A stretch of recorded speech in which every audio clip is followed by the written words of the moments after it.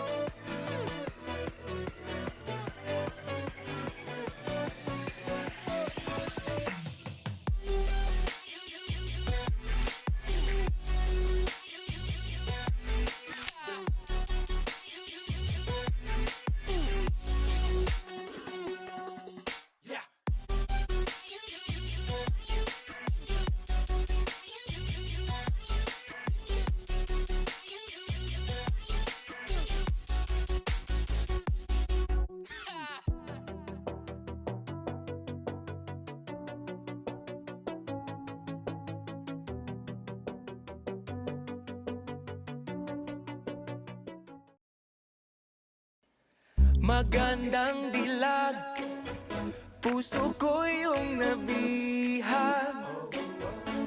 Wala nang ninanais, ligaya kang labis. Oh, magandang dilag. Bawat lakad mo, lahat sila napapatingin. Di mawari, ba't ganun ang nangyayari sa akin? Isang ngiti mo lang parang nakakabaliw. Ano bang ginawa mo? Ako'y naaaliw. Tinatanaw-tanaw kita, para bang isang tala sa gitna ng kalawakan. Oh, magandang dilag,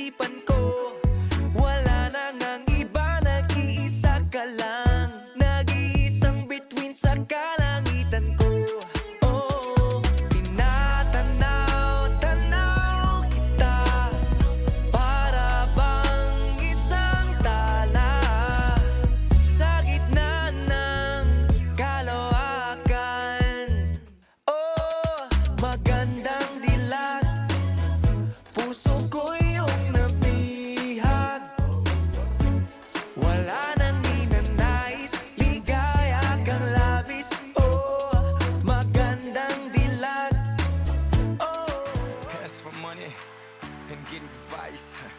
Ask for advice. Pag-ihirap. Dirty, but that Chico nice. Y'all call it a moment, I call it life. One day while the light is glowing, I'll be in my castle golden. But until the gates are open, I just wanna feel this moment. Oh, I just wanna feel this moment. Oh, I just wanna feel this moment. Miss Worldwide, Christina Aguilera. Oye, mamita, dale, que la cosa está rica.